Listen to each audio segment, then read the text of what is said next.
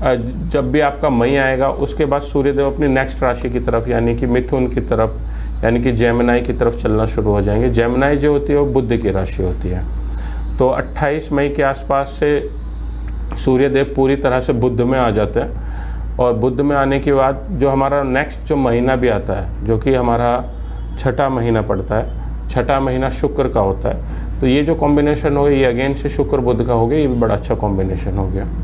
और 21-22 जून तक जो रहेंगे सूर्यदेव वो आपका मिथुन के अंदर ही रहेंगे और 21-22 मई जून के बाद वो मिथुन से नेक्स्ट राशि यानी कि जो अपना कर्क हो गया, जो चंद्रमा की राशि है कैंसर, उसकी तरफ चलना शुरू हो जाएंगे। और 28 जून तक वो पूर्णतः कर्क में आ जाएंगे। और 28 जून के बाद जो बच्चे पैदा होंगे 21-22 जुलाई के बीच में, उन पे कर्क राशि का भी प्रभाव यानी कि चंद्रमा का प्रभाव भी देखने के लिए मिलेगा। और जैसे कि आपको पता ही है कि जो हमारा जुलाई का महीना होता है वो हमारा 7वां महीना होता है। 7 जो नंबर हम रिलेट करते हैं न्यूमेरोलॉजी के अकॉर्डिंग वो हमारा केतु का नंबर होता है। तो यहाँ पे जो बच्चे पैदा हुए उन पे चंद्रमा प्लस केतु यानी कि उन पे चंद्रमा का प्रभाव आया। किसकी वजह से? सूर्यदेव की वजह से, क्योंकि वो कर्क राशि में आ गए। और केतु का प्रभाव क्यों आया? क्योंकि वो जुलाई में पैदा हुए। तो यहाँ पे चंद्रमा और केतु का दोनों का संबंध बन जाता है।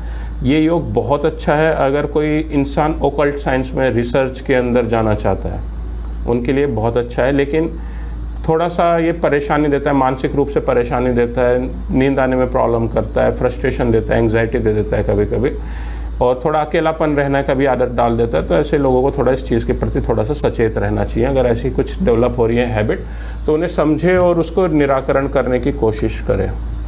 तो अब हम नेक्स्ट चलते हैं अपना 21-22 जुलाई तक सूर्यदेव फिर अपना कर्क से निकल के जो नेक्स्ट राशि है सिंह राशि की तरफ मूव करेंगे और 28 जुलाई में तक वो पूर्णतः सिंह राशि में आ जाएंगे और अगस्त की 21-22 अगस्त तक वो सिंह राशि में रहने वाले हैं। तो सिंह जो आपकी राशि हुई वो हुई सूर्य की राशि और अगस्त जो महीना हुआ वो हुआ आपका 8वां महीना। तो यानी कि सिंह सूर्य और अगस्त 8वां मतलब कि सैटर्न यानी कि शनि।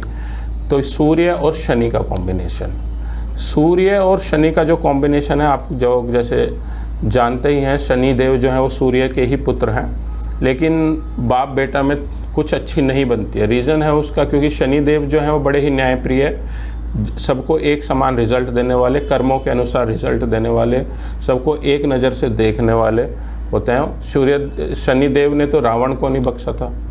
जब रावण ने मेघनाथ का जन्म होने वाला था तो क्या किया रावण ने? यज्ञ करके सभी देवताओं को जीता था। तो जब सभी देवताओं को जीता था तो उन्होंने मेघनाथ के जन्म से पहले सभी देवताओं को 11th हाउस में बिठाने की कोशिश की। तो 11th हाउस क्योंकि लाभ का हाउस होता है तो सबको उसमें बिठाने की कोशिश की। लेकिन जब वो शनि देव को जीतने के गए लेके गए तो शनि देव ने क्या किया? अपने आप को लंगड़ा कर लिया। लंगड़ा करने की वजह से क्या हुआ कि शनि देव की जो चाल है वो ढाई हो गई। आपने सुना होगा शनि देव की ढैया। तो ढाई चाल होने की वजह से शनिदेव वहाँ तक पहुँच ही नहीं पाए। तो जब मेघनाथ का जन्म हुआ तो शनिदेव 8th में रह गए, तो जो कि बाद में जाके मेघनाथ के मौत का भी कारण बना। लेकिन ये एक माइथोलॉजिकल स्टोरी है, हमारे पुराणों के अंदर, हमारे रामायण के अंदर है, तो इस तरह से इसको समझा जा सकता है। लेकिन मैं जो समझाने की कोशिश कर रहा हूँ वो ये है कि शनिदेव और सूर्य में क्या भिन्नता है। शनिदेव क्या है कि सबके साथ कर्मों के अनुसार रिजल्ट देंगे, जैसे कर्म वैसे रिजल्ट, अच्छे कर्म अच्छे रिजल्ट, बुरे कर्म बुरे रिजल्ट। इवन दुनिया के अंदर जो सबसे अमीर लोग होते हैं उनमें 8 नंबर कहीं ना कहीं लिंक मिलता ही है। ऐसा हो ही नहीं सकता है कि 8 के बिना आप बहुत अमीर बन जाएं। यानी कि जो अरबपति खरबपति वाले जो सिचुएशन में पहुँचते हैं उनके अंदर वो मिलेगा ही मिलेगा 8 का कॉम्बिनेशन। तो हम यहाँ पे जो बात करें, चलो उस पर वापस आते हैं कि सूर्य और शनि। सूर्य क्योंकि देवताओं के पक्ष में हमेशा खड़े रहे, लेकिन शनि जो थे वो राक्षसों के पक्ष में भी है क्योंकि वो न्यायप्रिय थे, तो उन्हें न्याय करना पसंद था।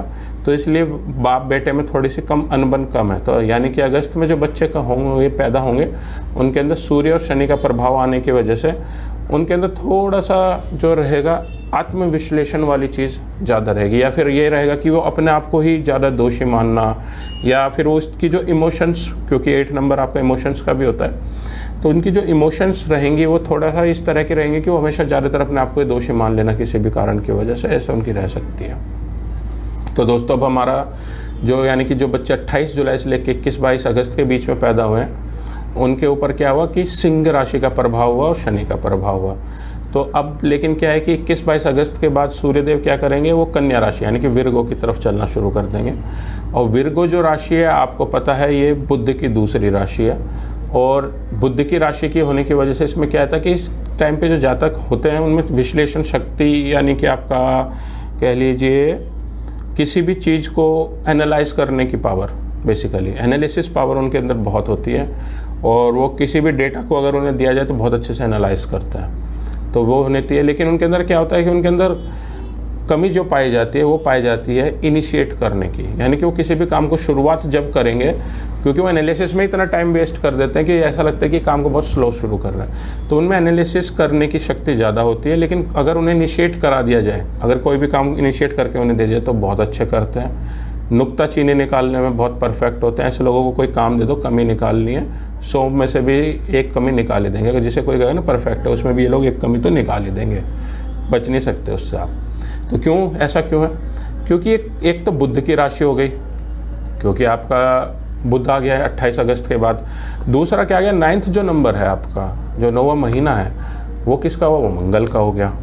तो है मंगल और बुध का कॉम्बिनेशन, बुध बुद्धि, ठीक, मंगल स्पीड, यानी कि बुद्धि इतनी स्पीड से चलेगी कि बस पूछो मत। तो ये इन लोगों का है। तो 21-22 अगस्त 28 अगस्त से लेकर 21-22 सितंबर के बीच में जो बच्चे पैदा होते हैं उनके अंदर ये स्पेशली प्रभाव देखा जाता है। लेकिन 21 अगस्त सितंबर के बाद, क्योंकि सूर्यदेव अपनी नेक्स्ट राशि यानी कि विर्गो से जो नेक्स्ट है आपकी लिब्रा यानी कि तुला की तरफ चलेंगे, तो उन बच्चों के अंदर लिब्रा और कन्या का मिक्स, विर्गो का मिक्स उनके अंदर स्वभाव देखा जा सकता है। लेकिन 28 सितंबर को सूर्यदेव पूर्णतः लिब्रा में आ जाते हैं, यानी कि लिब्रा मतलब कि शुक्र की दूसरी राशि यानी कि 7वीं राशि, जिसको हम तुला भी बोलते हैं। और जो हमारा मंथ यहाँ पे आ जाता है वो वहाँ पे मंथ आ जाता है अक्टूबर। अक्टूबर जो महीना होता है आपको जैसे पता ही है, 1 और 0 हो गया तो वो 1 ही हो गया, सन का ही हो गया। तो यहाँ पे जो कॉम्बिनेशन बनता है ये सूर्य प्लस सन, आपका सूर्य प्लस शुक्र वाला कॉम्बिनेशन बन जाता है, जो कि बहुत अच्छा कॉम्बिनेशन है। कोई भी अगर टेक्सटाइल इंडस्ट्रीज़, फैशन इंडस्ट्रीज़ यानी कि किसी भी ऐसी इंडस्ट्री के अंदर जाना चाहता है कि जहाँ पे चमक धमक है, तो उसके लिए बहुत ही अच्छा कॉम्बिनेशन है। फिल्म स्टार्स वगैरह के लिए बहुत अच्छा कॉम्बिनेशन है।